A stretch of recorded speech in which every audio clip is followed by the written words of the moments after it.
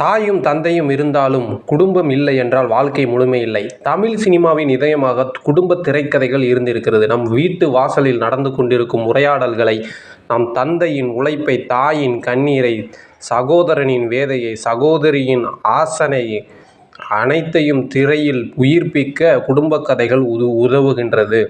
பாசமுடன் உருகிய போராட்டத்தில் தீண்டிய கதைகள்.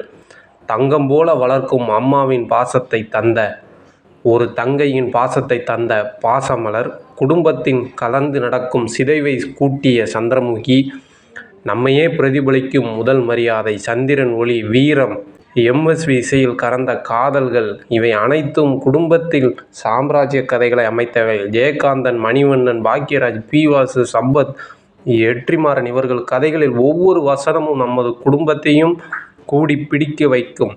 திகைத்து போன பாரதிராஜா, கிராமத்தின் வாசலில் கருப்பறை வேதனையில் ஒரு குடும்பத்தின் ஒளியை கண்டார். இதை மாதிரி நீங்கள் ஒரு திரைக்கதையை எழுதணும். உண்மையை எழுதுங்கள். உங்கள் தந்தை ஒரு நாள் ஒரு மலையில் நனைஞ்சு கொண்டு இருக்கும்போது பஜ்ஜி வாங்கி கொடுத்தார். இது ஒரு சின்ன காட்சி. இதிலிருந்து ஒரு திரைக்கதை இருக்குது. அதில் ஒரு உலகமே இருக்குங்க. அதை வச்சு ஒரு கதையை எழுதுங்க. பாத்திரங்களை உயிராக்குங்கள். உங்கள் கதாபாத்திரங்களுக்கு உயிர் கொடுங்கள். அவர்களது பயணத்தை உணருங்கள்.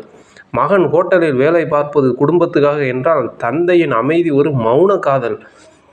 நொடியில் உணர்வு கொதிக்க செய்யுங்கள். அம்மா, நீ ஒரு தடவை சிரிச்சா போதுமா, எனக்கு இந்த வாழ்க்கையவே நான் ஜெயிச்சிருவேம்மா, ரெடியாக இருக்கம்மா அப்படின்னு ஒரு உந்துதலான ஒரு வசனத்தை போடுங்க. அப்பா, உன் கையால் ஒரு தடவை தட்டி கொடுப்பா, நான் எவ்வளோ இந்த உலகத்தையே ஜெயிப்பேன்பா அப்படின்னு ஒரு வசனத்தை வைங்க. இந்த மாதிரி குடும்ப கதைகள், அதுதான் உங்களுக்கு ஒரு மூலதனம். சில மூடம்தான் என் வாழ்க்கை தாயை வைத்து ஒரு கதையை எழுதுங்கள். தீயாய் பேசும் தம்பியை வைத்து ஒரு திரைக்கதை எழுதுங்க. உங்கள் தங்கச்சியை வச்சு ஒரு கதை எழுதுங்க. அதுதான் குடும்ப கதை. வீட்டுக்குள் நடந்ததை, ஒரு வாதத்தை, கண்ணீரை, சிரிப்பை திரையில் வரக்கூடிய கலையை கலைஞனாகுங்கள். நீங்கள் கண்டிப்பாக குடும்ப கதையில் வெற்றி பெற உங்களுக்கு ஒரு வாய்ப்பு இருக்கிறது. திரைக்கதை வாசலில் சிதறும் புடவையின் ஓரத்தில் பதுங்கிய உணர்வு, அதை எழுது. உயிரோடு எழுது. வீரம் பேசும் வசனங்கள் அல்ல, உயிர் பேசும் நிஜ குணங்கள் தான் குடும்ப கதைகளில் வெற்றியை தரும். எழுது, பறி, திரைக்கதையை சிந்திடு. தூங்கி கிடப்பது வீணே, எழுந்து எழுது, உன்னால் முடியும். உன் கதையில் உலகமே காத்திருக்கிறது. திரைக்கதையை இது தெரியாமல் எழுதாமல் இருங்கள். இது தெரிந்தபின் திரைக்கதை எழுதாமல் இருக்காதீர்கள். நன்றி, வணக்கம். மீண்டும் உங்களை சந்திக்கிறேன். திரைக்கதையை எழுதுங்கள். தமிழ் சினிமாவில் வெற்றி பெறுங்கள்.